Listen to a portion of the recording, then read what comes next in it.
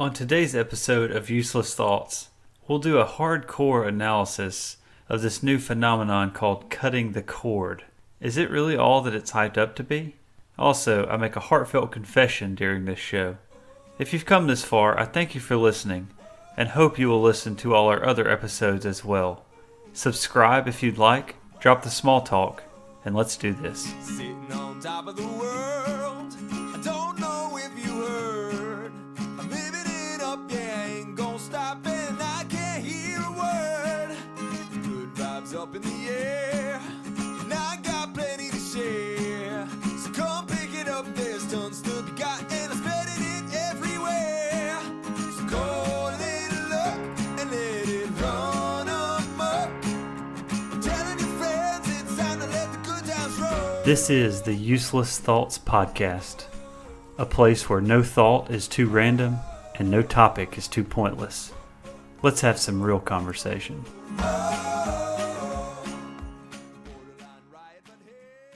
Welcome to Season 1, Episode 6 of the Useless Thoughts Podcast.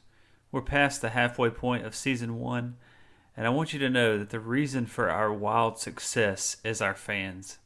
We couldn't do it without you, and we thank you for supporting the show.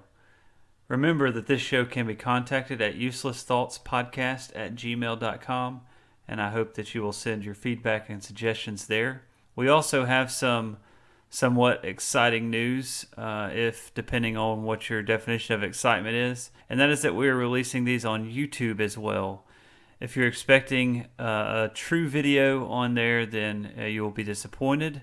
It will just be the audio with just the logo on the screen, but that's a different way if you prefer listening via YouTube. We are releasing all the episodes there. All our past ones are on there, and this one will be as well. Just search Useless Thoughts Podcast on YouTube, and it should pull up. I tested it myself, and it does pull up. If you type in just Useless Thoughts, you may pull up some other videos that have that in the title, but you can scroll down and find it. But Useless Thoughts Podcast in the search YouTube should pull up the channel. Now, on to this topic that has burst onto the scene in the last couple of years, cord cutting. If you talk to anyone these days, everyone is excited about getting rid of their $3,000 cable bill and moving to a streaming service where cords are probably still a little involved in making it happen. I will admit, I am now one of these people that has cut the cord. I had the 2-year contract price with the company, and when that ran out, the price doubled, and I was ready to see what all the fuss was about. So the following thoughts are based on my deep thinking that I have done on this subject, with little to no research on the facts, to make sure that I am presenting as true of a representation on this subject as possible. For the positives, I am a huge fan of not having a contract. The service I now use lets me use it any time, and if I want to cancel one day and then reactivate the next, I can. Huge fan of that. We here at Useless Thoughts Podcast are huge fans of not being locked into contracts. Another positive is that I don't have to deal with any boxes or equipment in the house that eventually has to be returned, or I'll be charged a fee if I mess it up at all or don't do something right with it. Huge fan of not having to deal with any of that equipment now. Perhaps instead of cord cutting, we can call it deboxing. Not to mention, what phrase do we actually use for those that are getting rid of satellite? Wireless disrupting? Do we have a phrase for them, or is it just all cord cutting? Anyways, one last positive is that it does appear to be somewhat cheaper than the normal options, at least when those normal options 2-year contract is up and those introductory rates are over with. The cord cutting definitely appears to be cheaper. So for all of those reasons, I do like the quote-unquote cutting the cord. But let's look at the other side of it and make sure that we're looking at all sides of this discussion. First of all, way too much clicking is required now. You have to go to all these different apps to view things. First, you have the app for your streaming television provider. Then you go to Netflix. Then you go to Amazon Prime. Then if you want to watch movies, you got to go to Vudu or Fandango, or you can go to the YouTube app. Or maybe if you don't have local channels, you got to swap to the antenna for the local channels. Not to mention having to locate your Excel spreadsheet that has all the login information for all of these different things. What a mess. Negative number one is just all of the clicking that you have to do, the fatigue that your thumb goes through to put up with all this. It's a huge negative. Now, some people didn't like cutting the cord, thinking that they were going to save money, and then realized that to watch all the shows and sports and all that, they had to continue to pay all these subscriptions to various services, where now it ended up that they weren't actually saving any money at all, and they were making it more complicated on themselves, even more so in the process. So these people go as bare bones as they possibly can, paying $15 or $20 a month for some kind of service, setting up an antenna maybe, and that's it. Well, how do you watch sports, or how do you watch your favorite shows, you may ask them. To which they eloquently reply, "Oh, I just use my parents' login." Folks, you are not allowed to tout the financial benefits of cord cutting if this is your strategy. Another negative. If cord cutting is the cheaper option, do we really think that it will be that way forever?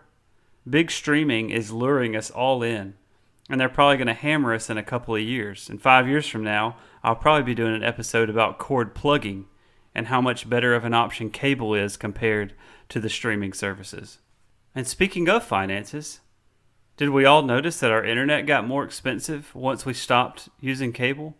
Once we didn't have the bundled packages anymore, all of a sudden our internet prices went up. RIP to all those cheap internet prices that we got used to having. And finally, there's the issue of buffering. We are all too familiar with buffering, especially if you can remember waiting 35 minutes for your AOL connection to crank up so you could finally start instant messaging your friends and cute girl 2424. But in the heat of the moment, when your favorite team is in the middle of the biggest play or biggest drive of the game, and that little spinny wheel starts showing and it's freezing in the middle of the play, buffering starts to take on a whole new meaning in those moments. Now folks, I've presented all these arguments to you, and these useless thoughts boil down to one question. Are you a cord cutter or a cord plugger? I leave the decision to you. Let's take a quick break from the show to discuss a new sponsor that's an integral part of the community and has made an impact on numerous lives. That sponsor is wide-ruled paper. Are you tired of living in a world dominated by college-ruled paper? Are you wondering why college gets an entire type of paper to itself? Do you run out of room on the paper because your capital letters are too big and your lowercase letters that go below the line drop down too far? Then wide-ruled paper is for you. We were all brainwashed somewhere along the way in grade school that made us think we were smarter and cooler if we use college-ruled paper, and we here at Useless Thoughts are here to make amends. Let the nostalgia wash over you, remembering what it was like to learn and then later forget how to write cursive on this glorious parchment. Wide-ruled paper is here to make a comeback, and the first step of that comeback is sponsoring this show. So for those of you still grinding out there and actually writing with pens, pencils, and paper, give wide-ruled paper a call and tell them Useless Thoughts sent you. All right, back to the show. I told you at the beginning of the episode that I had a heartfelt confession to make, and now is the time for me to come clean. We're all familiar with having a discussion with someone either in person or on the phone, and at some point while you're talking with them, a mutual friend will come up in the conversation that you see quite often and the other person doesn't. It could be your spouse, your parents, siblings, or maybe just a friend. Without fail, they will say something to this effect. Well, tell them I said hello. Now is the time for my confession. I never tell them hello. That felt good to get off my chest. And you know the hard part about this is that there's not a polite way to say in conversation, okay, but just to be honest, I'm probably not actually going to tell them hello. So I do appreciate the sentiment, but just letting you know they're never going to know about it. There's not really a great way to get this across to others, so I just end up saying okay. Am I alone in this? Surely someone else falls victim to this and doesn't actually tell the person they said hello. And I've thought long and hard about, is it that I forget? What is my reasoning? And I think my main reasoning is what is supposed to be their answer. Oh great, tell them I said hello. And then, oh sure, no problem. Since the conversation only happened 2 days ago, sure, I'll tell them you said hello. You see, there's just not any good way to make this happen. And I think I just don't see the point in the tell them I said hello process. And so I just never say it to anyone. So to all of you out there that I did not pass a hello along to, I apologize. If I am alone in this and I'm the only one that refuses to tell and pass along the hello, then I'll just have to accept that I'm the weird one. What an episode, everyone. I feel like we had some great one-way discussion in this episode and got a lot accomplished. As we usually do, I want to end the episode with some advice. Try to send someone a card this week and make their day.